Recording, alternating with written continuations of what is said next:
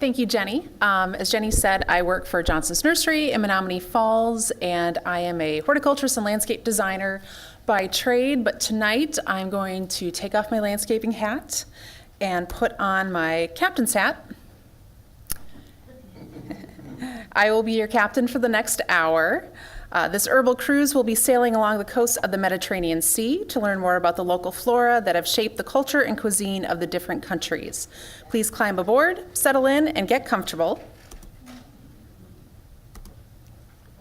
Because the first leg of our journey will take us far away, far back in time to the beginnings of Mediterranean cuisine.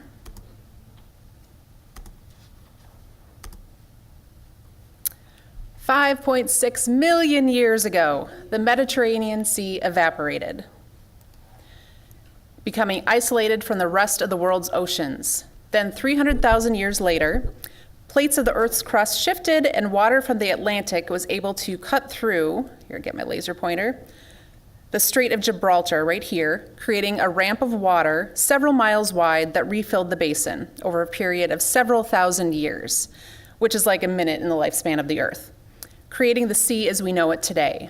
Many different countries and cultures define the coastlines of the Mediterranean.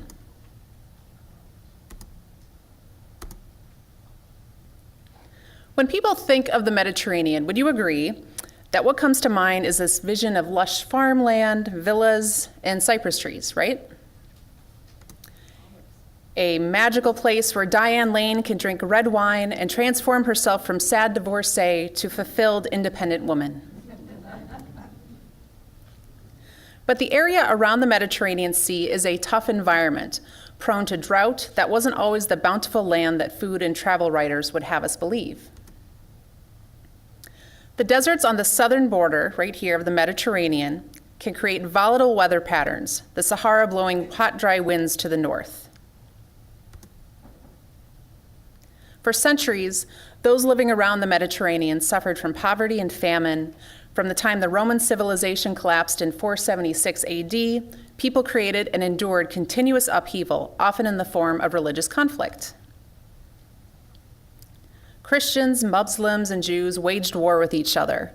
Italy tended to be the center of the conflict, everyone wanting to claim it. And then there was plague that swept through. In the 14th century, the Black Death killed half the population of Europe and the Mediterranean. The presentation does get much lighter, I promise. Food was merely a means of survival, and most of the time there wasn't enough of it. Cabbage sustained most people. It didn't grow on a head, looking more like kale that you see here, and it had very high mustard oil content, so it tasted bad, especially the longer it sat boiling in a pot. But it was plentiful and easy to grow, so everyone ate it.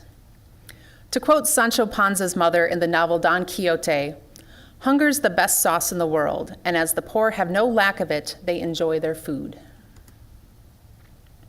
Interestingly, while Europe wallowed in the dark age of cabbage, Muslim civilizations were making advancements in science and agriculture. New and more effective farming techniques made their way into Europe, and suddenly a surplus of food could be produced. That isn't to say everyone benefited from these advancements. The poor still suffered, and to quote Cervantes again, the divide between the haves and have-nots increased. The food and dishes we associate today with the Mediterranean began to develop in the kitchens of the rich, not in the pots of the poor. I found this book, A Mediterranean Feast, fascinating and very helpful in explaining the history of this food evolution as we know it. Once more food could actually be produced, you could make it transcend being a means of survival. Quote, "A cuisine exists when people are eating not simply to fuel up or sustain themselves, but because they are emotionally and intellectually relating to culinary creations in the same way they might relate to a work of art." Basically, when food was plentiful, you could start to experiment with it to make it taste better. Heck, you could even start painting it. Exploration and discovery of a new world was a real game change for the dinner table, for rich and poor alike. Potatoes, legumes, and tomatoes were brought back to Europe and incorporated into the cuisine of all cultures around the Mediterranean Sea. The potato had the most impact. My husband's family is Irish, so I always tease him that, they love their potatoes. Its high caloric content helped end famine in Europe, and its mild flavor made it easy to integrate into all cuisines. Spain made a fish sauce out of potatoes. It was transformed into pommes frites by the French, gnocchi in Italy, and pureed by Algerians to make mashed potatoes. Consider the cabbage. Advances in agriculture made the leaves taste better in soup. Then ingredients from the New World could be added to that soup and suddenly become minestrone. The word minestrone actually means big soup. A simple cabbage soup bulked up with New World potatoes, beans, sometimes meat, and of course, herbs of the region. In your handouts is a recipe for minestrone that is very special to me. My first job after college was at the Payne Art Center and Gardens in Oshkosh. If anyone's been there, it's a delightful place, where I was the assistant horticulturist. One of the Payne Garden volunteers was a local cookbook author and newspaper columnist, Grace Hawaniak. She was a very nice woman who would occasionally bring us food, so we loved her. She gave me that recipe for minestrone. My mind was blown when I first tasted it. It was salty, complex, filling. Before that, my novice palate had no idea that soup could be so flavorful. A little background on me. I grew up south of Madison in Monroe, 1 mile from my grandparents' dairy farm. The Swiss and German farm culture didn't exactly celebrate food, at least not in my family. We were not raised in what you would call cuisine. Meat was always cooked beyond well done, vegetables boiled until they lost color and structure, and we certainly didn't have olive oil in the pantry. The only recipe I can remember being special was for Swiss Bratzli cookies that were made at Christmas. They are thin, crispy, and delicious. Similar to an Italian pizzelle, they are made with a special iron that is roughly the size and weight of a Volkswagen Beetle. My mother's Bratzli iron will be my inheritance. On Christmas Eve night, my family did have the tradition of oyster stew for the adults and vegetable soup or beef stew for the kids. Soups that somehow managed to be watery and fatty at the same time. And I'm really hoping my mom will never have a chance to see this on the local access TV. It's very unlikely in that she doesn't have internet. No exotic flavors made it into these dishes, even though I had a small plot in the garden for herbs, which would have done wonders for the soup, but I had no idea how to use them in the kitchen. Until I tasted that minestrone soup in Oshkosh, Wisconsin, I didn't realize the full potential of the herbs I was growing in my garden. The same herbs used in the cuisines of Mediterranean countries, and though each regional cuisine may be distinct, they share commonality in the herbs used for flavoring.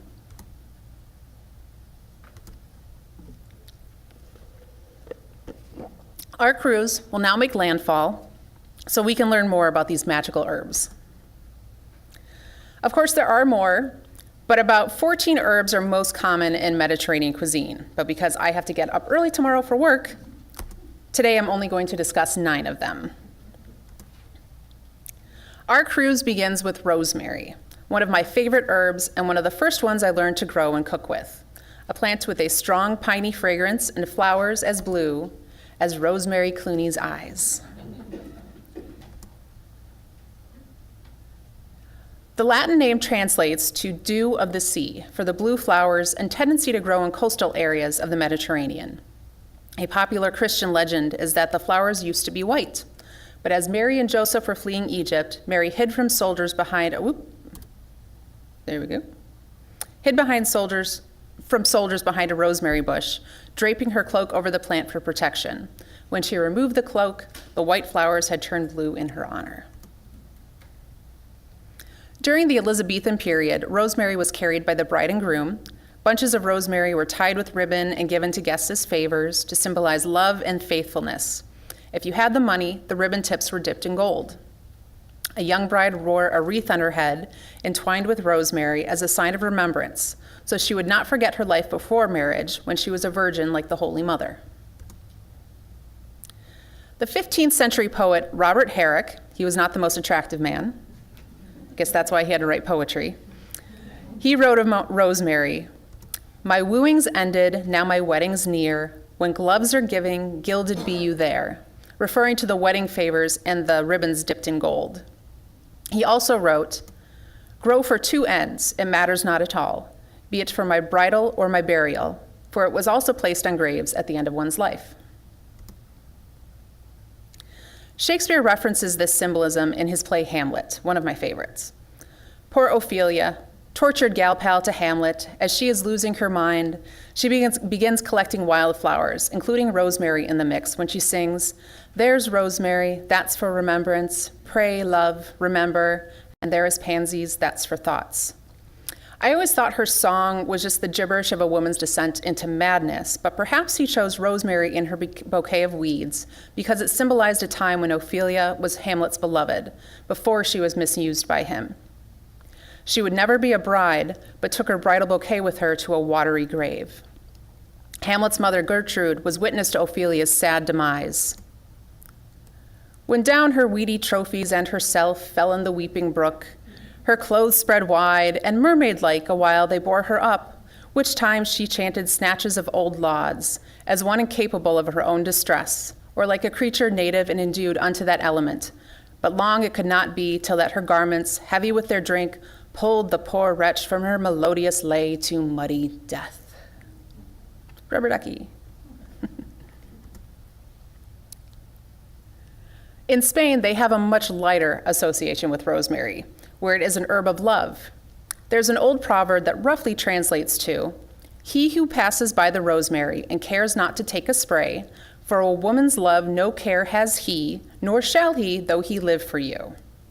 Meaning, if a man can pass by a rosemary bush and not take the time to notice it, then that also reflects on his prowess and inattentiveness as a lover, if you get my drift. Will he notice if you plant rosemary in the yard? A fun test you can give your men at home, ladies. Maybe Edison Lighthouse was thinking of that Spanish proverb when he recorded this song. The world will never know. But wouldn't it be lovely if we could grow rosemary this large here in Wisconsin? Alas, she is a Zone 8 plant whose tips quickly turn black at the first light frost. Our seasons are too short to take the time to grow from seed, so I do suggest buying them in pots. They like a high pH soil, which is great around here where the bedrock is limestone, but they also require very good drainage, not so great if your topsoil is mostly clay. Growing it in a raised garden helps, but then you have to dig up and bring inside in the fall, so I'd prefer to just grow them in a decorative ceramic pot, something that is portable and can be brought inside for winter, just like Martha does. Plus, having your rosemary separate from other garden plants will help prevent overwatering. Remember, rosemary evolved in a dry, arid climate. Usually people lose their rosemary when they bring it inside because it's in a pot with poor drainage and/or they give it too much water. If you don't want to go to the trouble of overwintering and you already have plenty of dried rosemary in the spice cabinet, cut it down and use the stems for a lovely wreath that will last throughout the holidays, indoors. The piney fragrance is a wonderful way to greet guests. Inhaling a fresh stem of rosemary or applying the oil directly to the head can alleviate a migraine. The oil soothes sore muscles. This is a natural liniment lotion we carry at Johnson's Gardens in Cedarburg. 2 Old Goats has strong rosemary and lavender undertones. It's used in herbal shampoos, not just for fragrance. Rosemary oil makes dark hair shiny. I have all these problems in my line of work. I get headaches, sore muscles, and sun-damaged hair, so I really should be using more rosemary in my life. Rosemary was burned in rooms to purify the air during times of sickness and strewn fresh on the floor to prevent disease from entering. One of the chemicals in rosemary is camphor, so that probably did work to repel plague-carrying rats and their fleas. The 17th century herbalist Culpeper, I don't know if anybody who's dabbles in herbs has probably heard of Culpeper. He wrote, quote, that rosemary helps dim eyes and procures a clear sight, the flowers thereof being taken all the while it is flowering every morning fasting, with bread and salt. So he's saying eating rosemary bread for breakfast was good for your eyesight. Fresh Market is a grocery store, and they have a wonderful rosemary seed salt bread that it's in their bakery department. I like to put goat cheese on it for a quick lunch. But a note of caution, you should never take essential oil of rosemary internally. It's fine to eat leaves, use it in cooking, but don't take the oil. And also eating large amounts of rosemary leaves can be toxic, which I suppose is true of most anything. Rosemary is primarily found in the cuisines of Spain, southern France, and Italy, and a little can go a long way in a recipe. The strong, pungent flavor can sometimes, ooh, little virus notification. Oh no, stop. Okay. So the strong, pungent flavor can sometimes be overwhelming when used fresh, so most recipes will call for dried. It pairs well with meat, poultry, fish, vegetables, long simmering soups and stews, and adds a complex savory element to baked goods and desserts. My culinary awakening many years ago coincided with cooking magazines that lauded the perfect pairing of rosemary with potatoes. Rosemary is an herb that plays well with others, in particular, sage. In the dictionary, the first definition of sage you will find is, quote, a profoundly wise person, someone venerated for the possession of wisdom, judgment, and experience. Sage is perhaps the oldest and wisest of the herbs. For centuries, it was valued solely for its medicinal purposes. The name salvia comes from the Latin word salveo, meaning I save or I heal. As an ancient proverb goes, how can a man die in whose garden grows sage? Greeks, Romans, ancient Chinese, medieval doctors, everyone used sage for what ailed ye. Dried sage could be burned alone or with rosemary to fumigate sickness or bug infestations from a house. Sage tea treated everything from ulcers to respiratory illness. A poultice of sage leaves staunched bleeding wounds and healed serpent stings. Drinking sage with vinegar was prescribed to cure plague. It was made into a tonic for mouth sores and sore throats or to wash away venereal problems. Sage tea really is good for relieving cold symptoms, but if you drink it for more than a week, it can have the opposite effect and be potentially toxic. The clicker is stuck. Bear with me.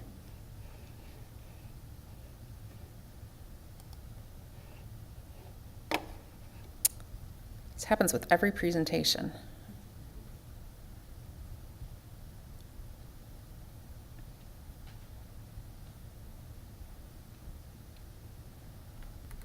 Let's see if I can get out of it. There we go. Sorry about that. The Romans considered sage to be a sacred herb. It was an important antiseptic for cleaning wounds and fresh leaves and had a slight numbing effect. Harvesting sage was a serious business. A special knife was used. The gatherer had to wear clean clothes and offer a sacrifice of food and wine before commencing. The antiseptic properties of sage eventually worked their way into the pantry, prolonging the shelf life of sausage by repelling insects in the meat. Sage also helps aid digestion of fatty meats.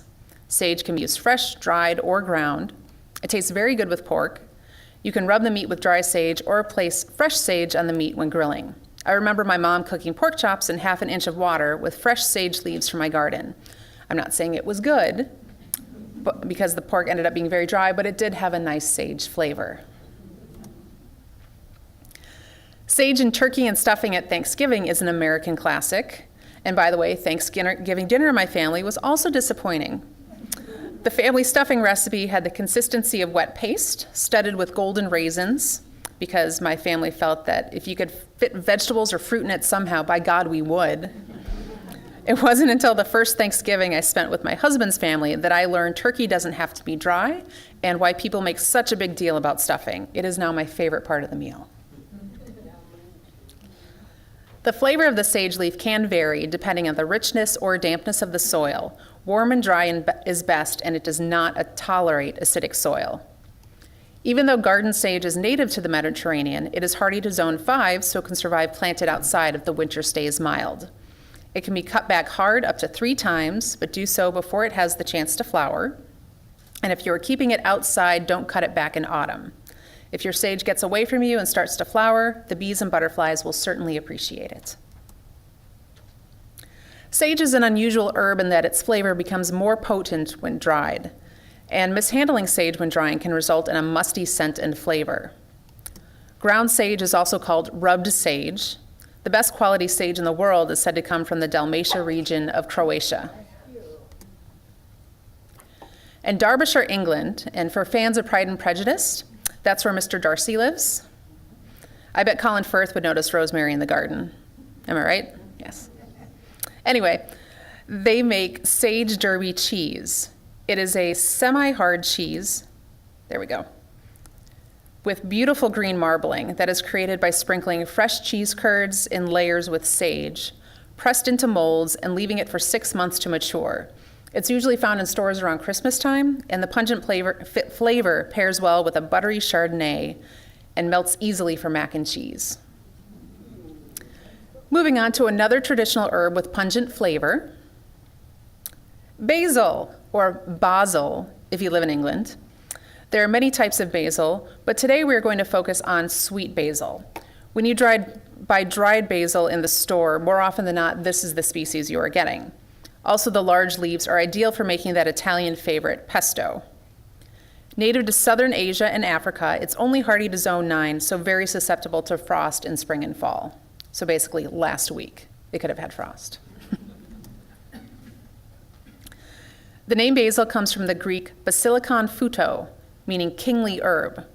According to Orthodox tradition, though Christ's disciples found his tomb empty, the surrounding area was full of basil plants. The word basilica comes from the same roots. Here's Holy Hill Basilica in Hubertus. Watch out for cougars if you go hiking. At some point during the Middle Ages, basil lost its kingly symbolism and became the herb of the devil. People thought it was poisonous and often used basil in exorcisms. Culpeper truly seemed to be afraid of it. He recommended basil leaves on a wasp or hornet sting to draw out the poison, so it must be evil because every like draws his like, meaning evil attracts evil. And he said if you put basil in the compost pile, terrible beasts would breed in the horse dung. So Culpeper apparently knew a guy who once smelled basil and got a scorpion in the brain. That totally happened.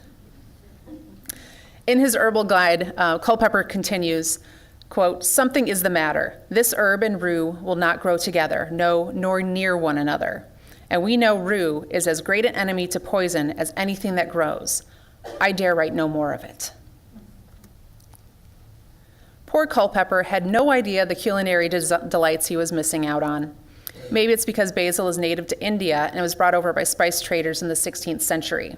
By the time Culpeper published his works, basil had only been in the Mediterranean for not quite a century. You either loved it or you hated it. I love it.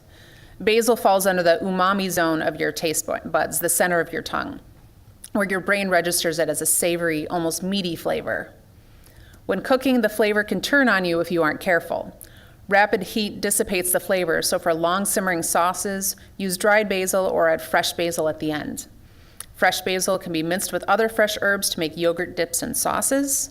Cooking and sautéing with basil-infused oil can take some of the risk out of cooking with it. And the pointer's stuck again. There we go. The Italians certainly made the most of basil. The spicy, peppery flavor of the leaves pairs perfectly with tomatoes from the New World.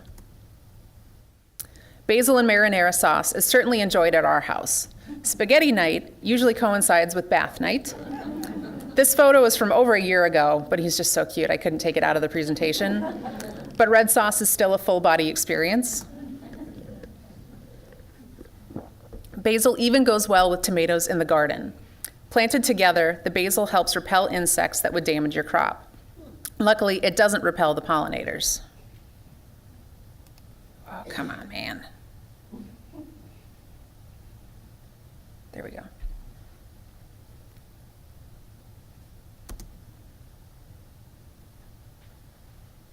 Okay, so it does help repel insects that would damage your crop. Luckily, it doesn't repel the pollinators. Culpeper was right that you shouldn't grow rue and basil together in the garden. Sage also doesn't play well with basil. Sweet basil is actually pretty easy to grow, even from seed. In spring, you can sow the seeds directly into the ground after danger of frost and thin out as the seedlings mature. Greeks and Romans believed one should curse while sowing basil seed to ensure germination. So don't talk or sing to your plants, just swear at them.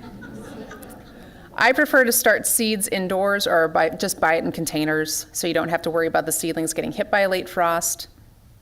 It originates from tropical areas of Asia and requires more water than our other Mediterranean herbs, though the soil should still be well drained.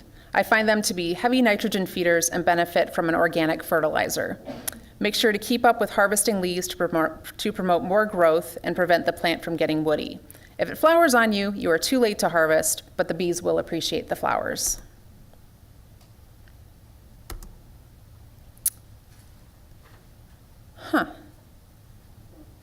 My screen is stuck, but it's still advancing for you guys. Well, that's fun. You know what? I'm going to escape out of here and start over.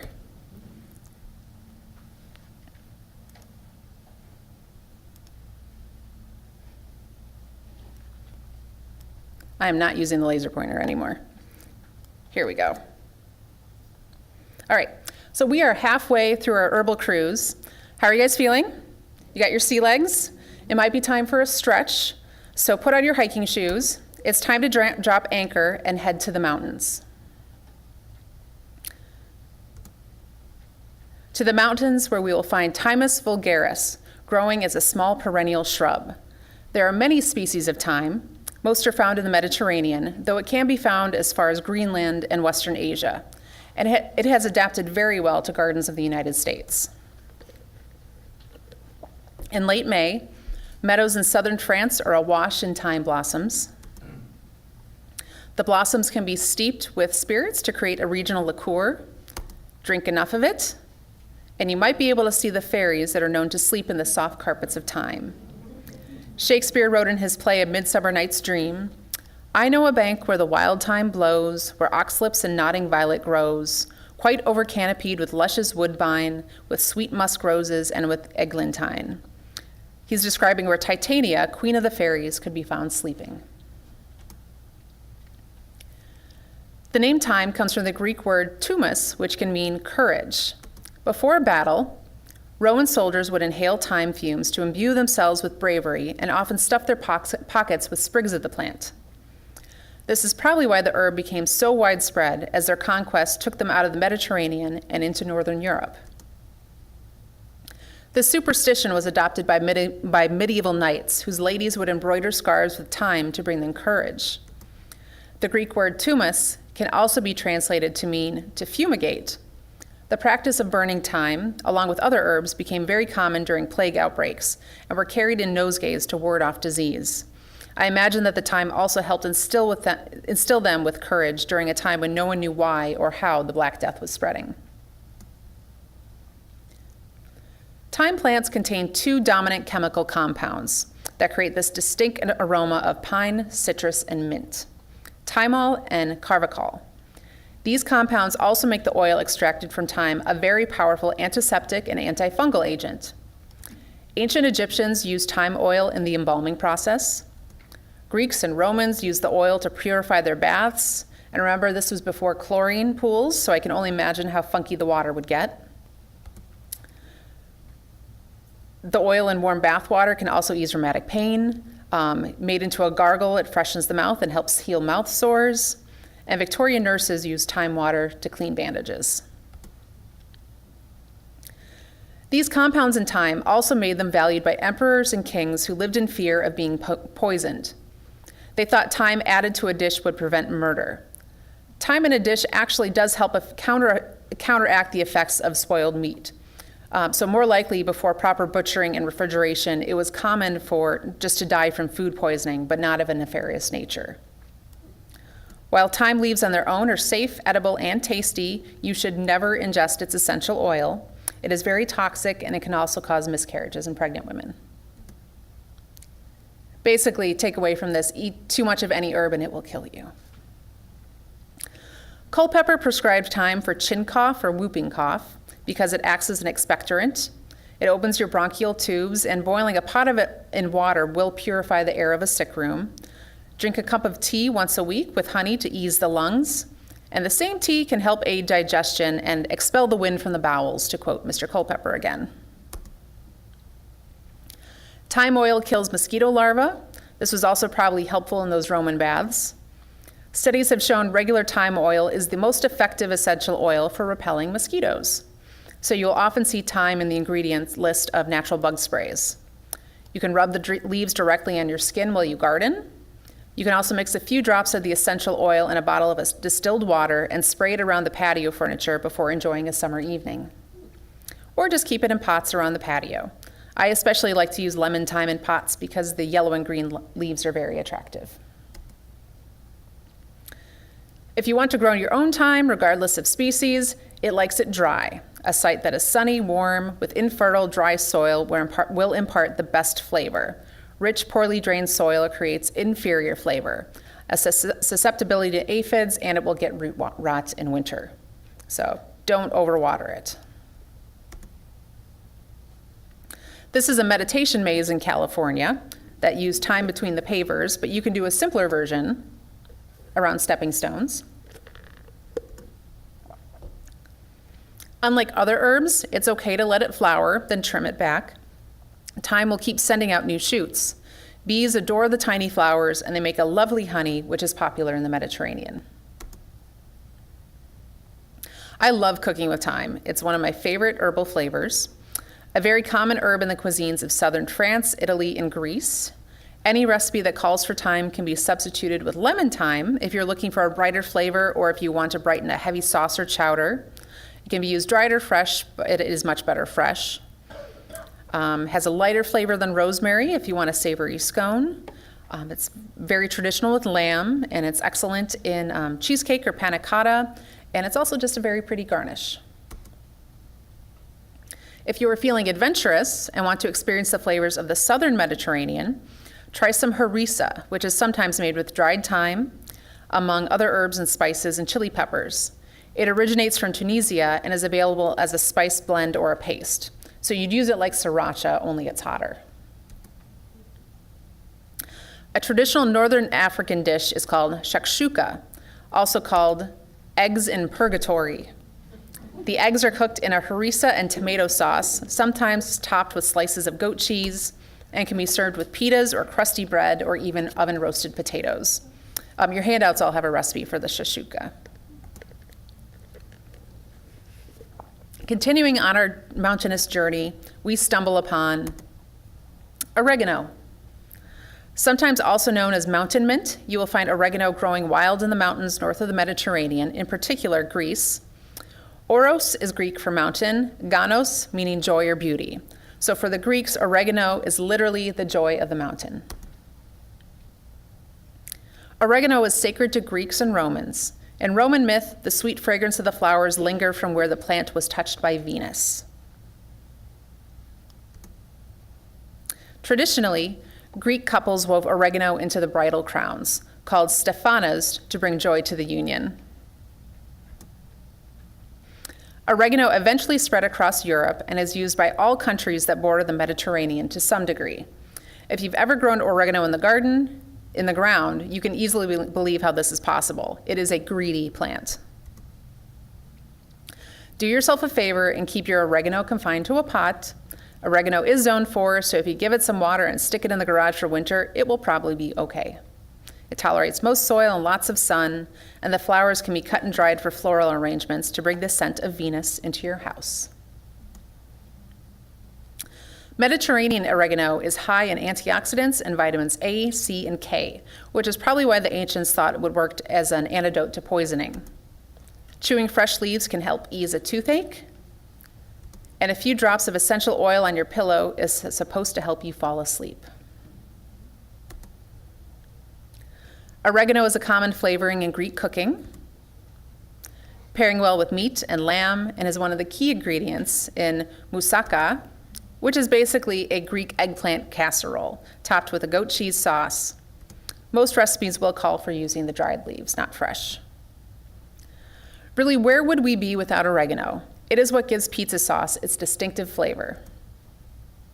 In the Mediterranean, pizza is a rather simple fare of crust, sauce, and maybe fresh mozzarella and basil. Americans have certainly redefined the pizza. You know the sayings, the more the toppings, the merrier, and the higher the crust, the closer to God. Pizza is treated with reverence in our household. But though we associate pizza with Italy, it actually has origins on the southern coast, thanks to a cousin of common oregano, Za'atar. There's a lot of confusion in the spice world about the herb za'atar. It is a word with many different faces. In the Arab world, it is a generic plant name used interchangeably when referring to any wild herbs. Most of the time, if someone is talking about growing the herb, they mean Oreganum syriacum. In North African countries, dried za'atar herb is kept on the table and used like we would salt. It is very popular mixed with sesame seeds and oil, drizzled over grilled flatbread, the origin of our modern pizza. If you don't have the za'atar herb, dried oregano or thyme will work too. Za'atar can also be used to make borek, a savory cheese-filled pastry popular in Turkey and other Middle Eastern countries, kind of like a Middle Eastern toaster strudel. Further adding to the confusion, za'atar can also refer to a blend of spices, which may or may not contain Oreganum syriacum. And every region seems to have their own version. Most of the blends contain sesame seeds and ground sumac. I picked up a blend from World Market that just lists the ingredients as ground sumac, spices, sesame seeds, salt, and canola oil. But whatever the spices are, they make a delicious addition to a yogurt tahini sauce I made for shawarma night in the Hennessy household. It's also good spread on a pita with some hummus. As long as our cruise ship is docked in the Eastern Mediterranean, we are going to take a look at lavender. I love lavender and could go on for an hour just on this plant, but I have to work tomorrow, so I'm going to keep this brief. I'm obsessed with lavender, how it looks, the fragrance even when not in flower. My wedding bouquet had lavender in it because in Irish tradition, it is supposed to bring good fortune to a marriage. I have it in my garden beds, in my annual pots. Surprisingly, because it was covered in snow through the polar vortex, mine came through just fine. My son Jack loves to watch the bees on it, to pick it and smell it. These photos were actually taken last weekend when he was helping me in the yard. My favorite lotion is lavender scented, and Jack loves to smell my arms and legs when I put it on and then holds out his arms so he can get some too. When I walk past the patches of lavender in my yard or just performing my skincare routine, I'm transported to a place I've never been. The Provence region of France. But as Procter & Gamble reminds us, lavender isn't only from France, it is Mediterranean. In the southern foothills of the Taurus Mountains sits the small village of, I'm sure I'm going to butcher this pronunciation, Kuyacek, population 7,200. This mountainous region is also where the Damascus rose is grown, prized for the oil that is used in perfumes. In 1975, a rose merchant brought lavender seedlings back from Provence and gave them to families to plant in their gardens and scatter along roadsides. This simple act gave rise to an industry that produces 500 tons of lavender flowers every year. Tourism explodes for the village from the time the lavender plants begin to flower in June until the harvest in August. Oil from the flowers is used mostly for cosmetics, perfume, and pharmaceuticals. We are going to sail west a bit to discuss another important flower of the Mediterranean. Saffron. Saffron is a crocus bulb, but unlike the crocus that bloomed very late spring this year, these bloom in the fall. Saffron originated in ancient Greece and parts of Asia Minor. For centuries, the orange-red threads were used for dye and in medicines. Cleopatra added it to her bathwater to make herself more desirable. Iran and India are the largest producers. However, Spanish saffron, grown in the La Mancha region, is supposed to be the best in the world. Saffron came to the United States during colonial times and became especially popular in Pennsylvania. Crocus sativa is still grown and harvested by some of the Mennonite families in Lancaster County. The plants are hardy to zone 6, so they can be grown in Wisconsin, but it's really a pain because you have to dig up the corms after the first few frosts, but then before the ground is frozen, and then you have to place them in a wooden crate or tub with dry peat moss or sand and overwinter, and then put them on. It's not worth it. And after all that, it can still take 2 years to get your first crop of flowers, and then begins the painstaking process of harvesting the threads. It is a delicate process done by hand. The flowers are cut from the plant, then the 3 red threads are removed. So in this diagram, you can see the red part is the stick is the stigma is the red part, and sometimes that is removed with the yellow part, the style still attached. That's the yellow part. The most expensive saffron will have the styles removed, like you see in the lower right corner. It takes 100,000 flowers to produce 1 pound of saffron threads. The threads are dried and then stored away from light for a month to allow the flavor to develop. So it's not just picking them, then you gotta let them sit for a month to get the good flavor. Beware ground saffron that looks orangish or saffron whose price seems too good to be true. Sometimes imposters like ground turmeric or safflower stigmas can be deceptively cut into blends, but they lack the distinct flavor of saffron. Saffron gives color and flavor to Spanish paella, Italy's Milanese risotto, Indian butter chicken curry with saffron rice, classic French bouillabaisse, saffron cakes from Essex County in England. Saffron is even used in St. Lucia buns, made in Sweden at Christmas time. It is never eaten raw and requires moisture to release its special flavor. And how does one describe the flavor? It's earthy, yet silky, somewhat sweet like honey, yet also savory. I think it has an almost metallic flavor, as if you were eating the color gold. And it is almost as expensive as gold, costing up to $1,000 for a pound. Luckily, only a pinch is ever needed. Too much saffron actually has the opposite effect and creates an unpleasant, bitter taste. Too much saffron can also be toxic. Culpeper classified saffron as an herb of the sun and wrote, quote, "Let not above 10 grains be given at one time, for the sun, which is the fountain of light, may dazzle the eyes and make them blind. Ingesting large amounts, about 8 times what would be called for in a recipe, can cause yellowing of the skin and eyes, bleeding, vomiting, and miscarriage.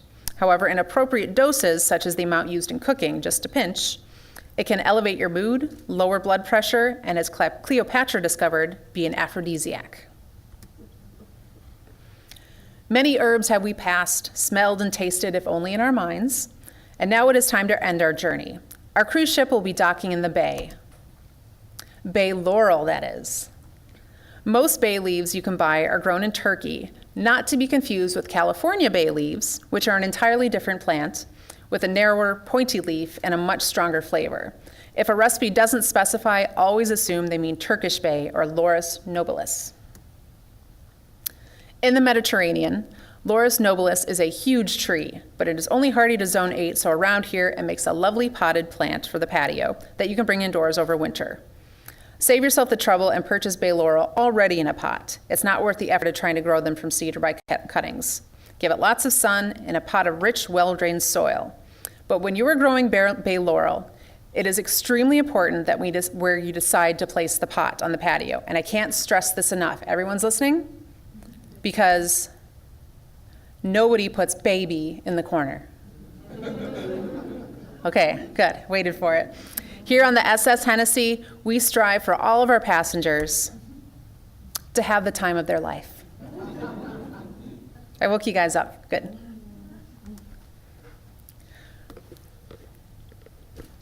So when buying dried bay leaves for cooking, you want to avoid ones that are pale or yellow because that is a sign of age and they won't have a strong flavor.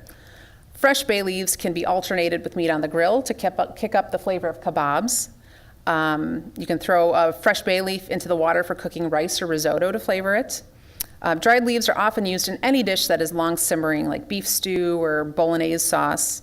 At our house, you should never eat the leaves whole, and so whenever I make spaghetti sauce, I always have to warn my husband, don't eat the bay leaf. I can never find them again when I make the sauce. The flavor bay leaves impart in your cuisine also helps aid digestion and increases your appetite. Adding a bay leaf or a few drops of oil to the bath is supposed to be very relaxing and help soothe sore muscles. In medieval times, bay oil was used to expel many unwanted things from the body, such as flatulence, worms, and unwanted pregnancies. Culpeper wrote of the bay, "The berries are effectual against the poison of venomous creatures and the stings of wasps and bees."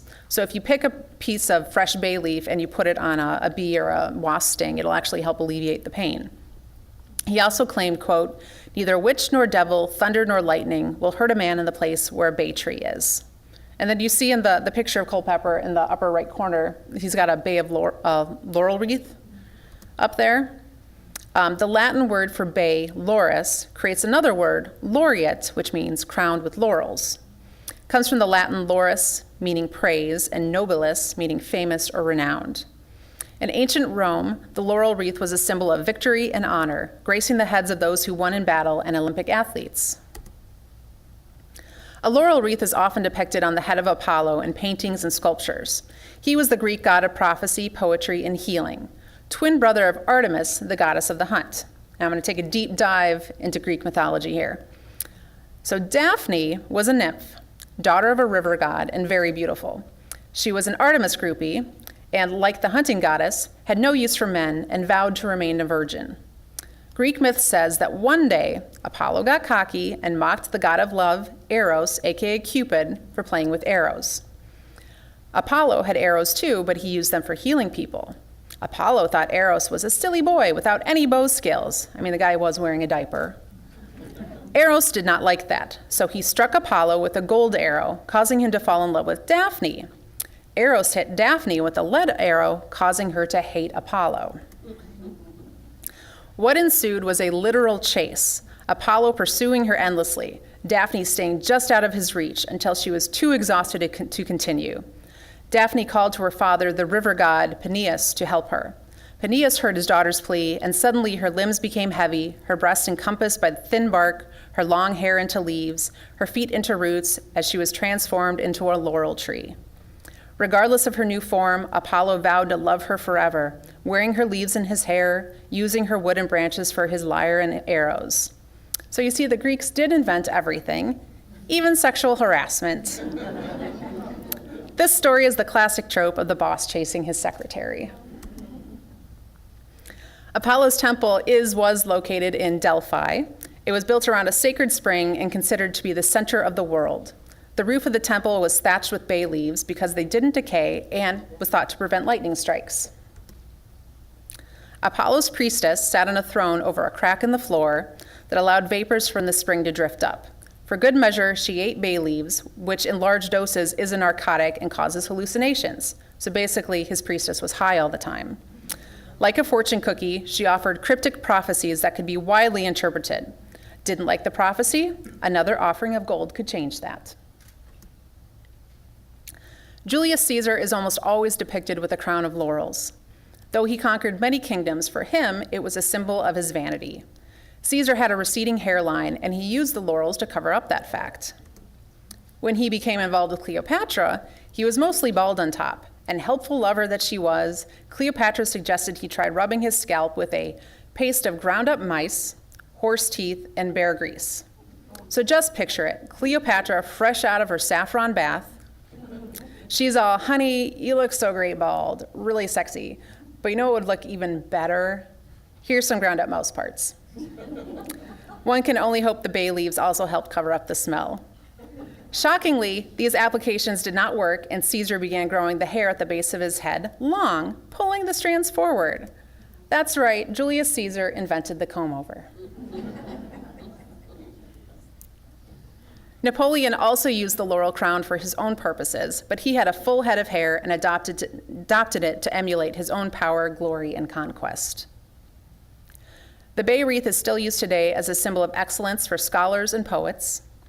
In France, the students who have completed secondary education receive a baccalaureate degree before they can be admitted to university. And every year, the United States crowns a poet laureate. Our current poet laureate, who's in her second term, is Tracy K. Smith. One of her poems, The Good Life, really struck a chord with me. It's short, so I'm going to read it to you. The Good Life. When some people talk about money, they speak as if it were a mysterious lover who went out to buy milk and never came back, and it makes me nostalgic for the years I lived on coffee and bread, hungry all the time, walking to work on payday like a woman journeying for water from a village without a well, then living 1 or 2 nights like everyone else on roast chicken and red wine. Roast chicken and red wine is an excellent segue into the final portion of today's presentation for what Mediterranean cruise would be complete without a buffet of Mediterranean cuisine. It wasn't until 1950 that the term Mediterranean cuisine even became common, with the publication of the cookbook by Elizabeth David. Technically, Mediterranean cuisine isn't a real thing. It's a term used by those who live outside the territory of the Mediterranean Sea, a term that tries to lump the cuisine of many different countries together. A term that has been utilized for the Mediterranean diet trend. It's based on the eating habits of the coastal inhabitants of Italy, France, Morocco, Spain, and Greece. It's a lifestyle choice that the Mayo Clinic describes as a heart-healthy diet, and it has become quite popular in America because the idea isn't that you can only eat salads, that you don't have to eat salad. You can have actually good tasting things too. It also doesn't mean you get to eat gyros, fettuccine alfredo, and tiramisu every day. The location and climate of the Mediterranean allows for diets that are full of fresh fruit and vegetables, fish, nuts, olive oil, poultry, a diet high in fiber and good fats that helps you feel full between meals. It's even recommended that women can have a 5-ounce glass of red wine daily. Men get 2 glasses. Aren't you lucky? Mediterranean people do eat yogurt, milk, and cheese, but not in the quantities we enjoy in the US. They certainly don't turn a healthy snack like Greek yogurt and make it into a cinnamon bun. They cut out refined flour, white sugar, and processed foods. Red meat should only be eaten a few times a month. Perhaps if the terrain around the Mediterranean had been more accommodating to cattle, beef would have been more common in recipes, but generally it was just reserved for special occasions. You don't take a healthy protein like fish and fry it up in oil, which can be very difficult in Milwaukee. You can visit your local farmers markets to get what is in season to try to incorporate this in your lifestyle right now. I live in West Dallas, and we have a great farmers market on Wednesdays and Saturdays. However, my work schedule hasn't allowed me to visit it yet this year. I probably won't be able to make it there on a Saturday until late July. Sweets are eaten, but usually reserved for special occasions or when company is over, and most of the time dessert will be fruit and cheese. A Blue Monster can help us remember that cookie is a sometimes food. We watch a lot of Sesame Street in my house. It all sounds doable, but busy schedules often get in the way. My son Jack is 2.5, and this is my busy season, so I'm working 50 to 60 hours per week, and my husband has been promoting a new book he edited, and here's a shameless promotion for you all. It's an anthology of short crime fiction where every short story is set in Milwaukee. You can get it on Amazon and at Boswell Books downtown. We are both running at one speed, which is tired. It is so easy to just pop in a frozen pizza at the end of the day, or eat cheese and crackers while doing dishes, or ice cream out of the container. But if I pair it with a glass of wine, at least I'm getting some benefits, right? But we have decided to make a conscious effort to incorporate some of the guidelines I found in this book, the Mediterranean Diet for Beginners. And it all is pretty much just common sense. Your handouts go into more detail, but I'm going to hit some of the highlights. Treat yourself like company, it says. This means that we should be clearing the laundry off the dining room table to eat dinner, using chairs, and not sitting on the floor of the living room and watching TV. The book also says it's nice to eat on the good china every day, but unless the author plans to wash my good china for me, I will not be doing that. Number 2, learn to savor. Try to enjoy what you're eating and slow down. Don't eat at your desk or in the car, which I am very guilty of doing at work. And I really do hate it when I spend hours cooking only to have it be gone in minutes. Number 3, learn to make substitutions. This book says kale chips taste better than potato chips. We all know that's not true, but we can certainly stop buying Doritos and eat whole grain bread, pasta, and brown rice. I do take issue with the whole grain pasta, though. I am not a fan of the texture, and I don't think any Italian grandmas are overhauling their recipes to accommodate whole grain pasta. However, the roll of pasta on your plate is just a way to get sauce and vegetables into your mouth. So in the lower right picture is too much pasta, not enough sauce. Left photo, plenty of sauce, and the portion size is better. Here's a tip: use a smaller bowl or plate, and that'll help with the portion sizes. So number 4, get at least 30 minutes of moderate exercise 3 times per week, preferably outside. My job basically pays me to exercise right now.